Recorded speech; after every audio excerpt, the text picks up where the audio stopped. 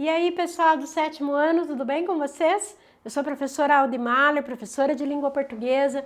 Estamos aí falando sobre a questão das figuras de linguagens, figuras essas que fazem a questão da comunicação figurada, né? Por isso que nós falamos aí de serem figuras. E elas têm relações aí, tem classificações diferentes, né? Em relação às palavras, em relação à sonoridade, em relação ao estilo. Então tudo isso aí faz com que nós tenhamos aí uma imensidade de figuras. Nós estamos estudando algumas delas e elas são extremamente importantes para que nós conheçamos aí o significado, né, de cada uma e reconheçamos também as suas diferenças. Hoje nós vamos falar sobre duas figuras de linguagens importantes aí. Nós vamos falar então sobre a elipse e o pleonasmo, né? Então a elipse e o pleonasmo, elas têm funções diferentes.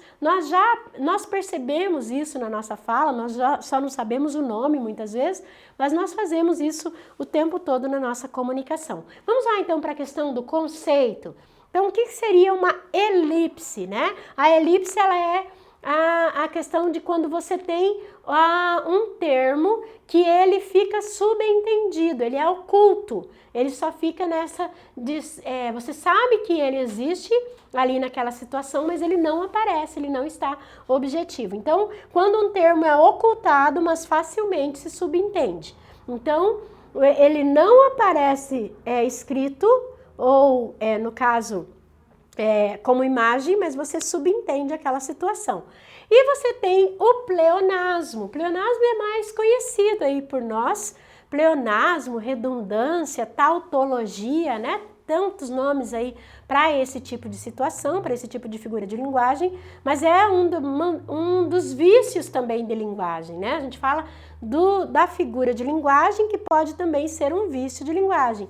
Então, aí no caso você tem o pleonasmo como sendo a figura de linguagem que faz aí a questão da repetição de um termo, de uma ideia, e essa repetição ela pode ser por causa de um vício, ou seja, um erro que se comete, ou ela tem a ver com a questão também de ser para dar uma ênfase a alguma situação. Então, o pleonasmo teria isso como conceito. Vamos lá então ver o que é a elipse, lembrando então, a elipse é a omissão de um termo, tá? Mas que ele é identificável pelo contexto. Então vamos lá, na mesa, copos e pratos vazios. Veja que aqui, né, nós colocamos uma locução adverbial aqui, né, tem uma vírgula. O que você vê que falta ali? Né? O que estaria faltando nessa construção frasal, tá? Será que se eu falasse na mesa estavam copos e pratos vazios? Tem um verbo que não está ali. Mas você viu como não foi nem necessário que eu colocasse esse verbo para que o seu cérebro entendesse que ali há essa relação verbal, né? Então, na mesa, copos e pratos estavam copos e pratos vazios, na mesa tinham copos e pratos vazios, na mesa havia copos e pratos vazios. Então, essas situações ali são possíveis nessa construção. Falamos muito na reunião. Agora aqui parece que não falta nenhum elemento, mas você tem aquilo que nós chamamos de um sujeito que você consegue, um sujeito desinencial que você consegue identificar pelo quê? Pela terminação do verbo, mos. Mos só pode dirigir a quem? A nós, né? Eu precisei colocar ele ali? Não, eu já tenho esse mos que indica que está na primeira pessoa do plural. Então, nesse caso, nós falamos muito na reunião. Não preciso colocar, ele é identificável ali mesmo, eu não fazendo essa colocação. Então, nesse caso, também ocorreu uma elipse. Então, percebeu que a elipse ela é um termo que não aparece, mas você entende que ele poderia estar ali, né? Então, nesse caso, esse seria o conceito. À direita, a estátua, né? Alguém lá te levando o guia turístico, né? À direita, a estátua. À esquerda, os barcos. Então, nesse caso aqui, o que faltou aqui? Qual é o elemento que, embora não tenha sofrido nenhuma alteração ali, você consegue perceber essa comunicação, né? Mas o que faltou? Um elemento verbal. À direita temos a estátua, à esquerda temos os barcos. À direita fica a estátua, à esquerda ficam os barcos. Então, nesse caso, não foi necessário colocar esse termo, mas você consegue identificá-lo. Na reunião, pais e professores. Na quadra, todos os alunos. Viu de novo esse verbo? Né? Ó, na reunião estavam pais e professores. Já na quadra estavam os alunos. Né? Então, esse verbo de novo fez essa questão aí dessa omissão do termo, mas que você consegue identificar. Não precisa, né, ficar com medo dessa questão. Então, aqui a professora colocou na tirinha, né? Nas tirinhas, nos textos, acontecem bastante isso, ó. Onde o Dr. Zuck está indo? Há uma grande convenção de negócios médicos. Claro, não são só negócios nessas convenções, né? Então, nesse caso aqui, ó, ele tem esse sentido assim, aonde ele está indo, né? Ele não colocou ele, mas você sabe que ele está falando do médico. Então, esse termo elíptico ali, que não aparece, mas você consegue identificar pelo contexto, pelo diálogo que há entre o Agar, né, e o amigo dele, né? Então, nesse caso ali, bem tranquilo, né? Lógico, você tem que observar, assim, que termo que eu poderia colocar ali, né, e que é facilmente subentendido. Aqui a professora colocou, ó, como você chama isto? Não tenho um nome para isso, simplesmente juntei algumas sobras. Me recuso a comer comida anônima, né? Então, nesse caso aqui, e até usou um eufemismo ali também, né? Aqui nesse caso, o não tenho. O que é o termo elíptico ali? Aquele verbo desinencial que a professora falou, que o não tenho só pode ser eu, né? Mas eu não preciso colocar, porque só pode ser eu, né? Tá? Você não fala ele tenho, tu tenho, só falo eu. Então, não, eu tenho um nome, quer dizer, eu não tenho um nome para isso. Pronto. Então, é essa forma elíptica ali que aparece. E aí você tem exatamente essa questão da figura. Aqui, ó, café, minha dose diária de alegria. Verdade, né? Então, nesse caso aqui, café é a minha dose. Faltou o sintagma verbal, né? Mas você consegue identificar isso dali, não tem problema nenhum, né? Então, por isso que não precisa ficar desesperado aí, se você, ai meu Deus, é muita figura para eu decorar, né? Então, nesse caso, você consegue identificar. Ali é por isso que é bom nós sabermos o nome, porque você consegue identificar pelo contexto. Se não me destruir, te darei a sombra e oxigênio. Aqui eu até poderia dizer que tem a questão também do eufemismo, né? Que você coloca ali a planta falando e tudo mais. Mas aqui, ó, te darei a sombra e oxigênio. O que vem a ser isso daqui? De novo, esse verbo que ele é desinencial, né? O sujeito desinencial ali. Por quê? Porque somente eu te darei. Está ali o eu? Não está, mas você sabe que é exatamente essa função ali desse sujeito, né? Então, nesse caso, também você tem um termo elíptico que é o eu. Aqui a professora colocou, né, o pleonasmo. Então, elipse é você omitir um termo. Pleonasmo é a repetição desnecessária ou não, né? Desnecessária seria o vício.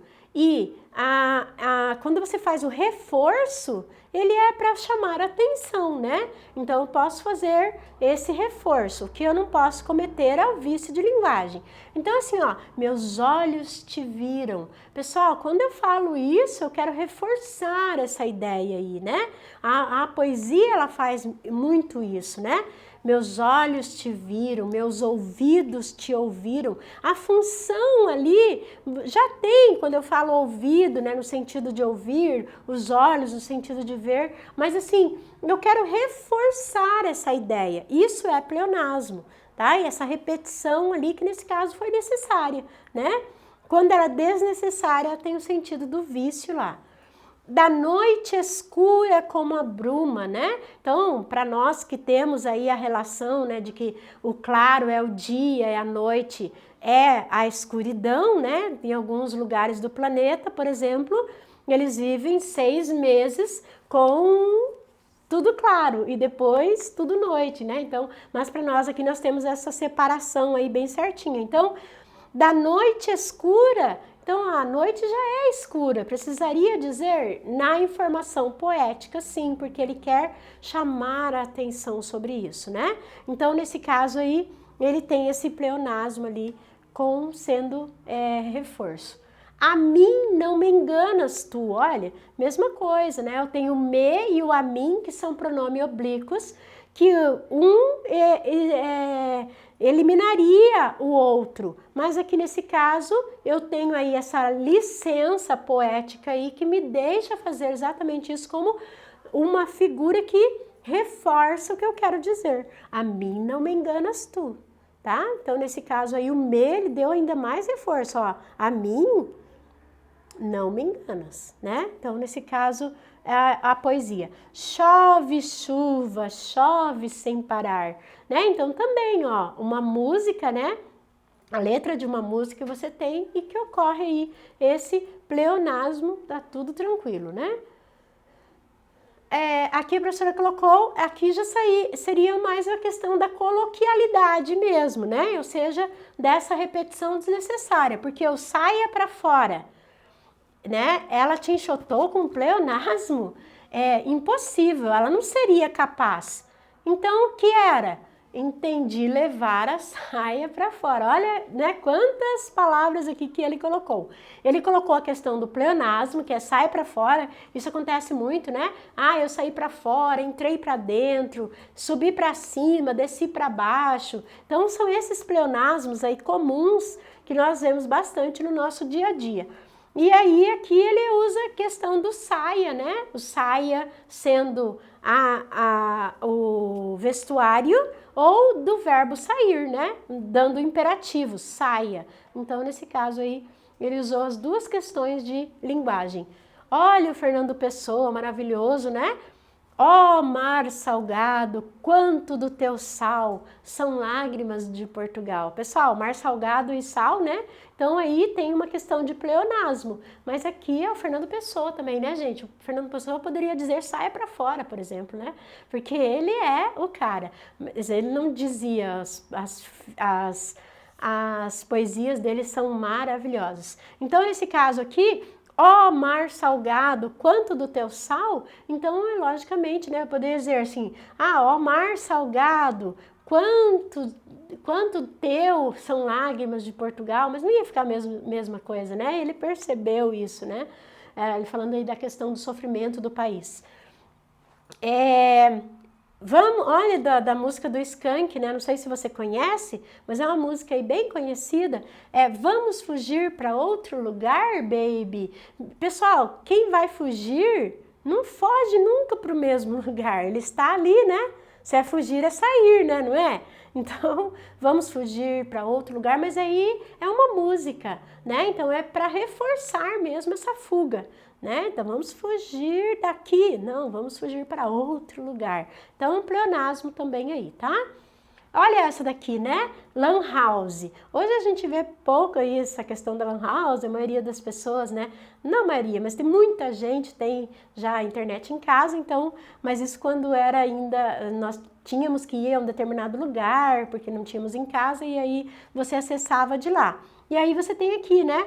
Lan house com internet. Pessoal, lan house já queria dizer isso, né? Então aqui um pleonasmo mesmo, né? Então, nesse caso aqui, seria um vício. E aqui, olha a música, né? Do Raul, que diz assim, eu nasci há 10 mil anos atrás. Pessoal, esse A aqui e esse atrás, nós vamos ver isso mais na frente, mas esse A do verbo haver e esse atrás querem dizer o quê? Passado.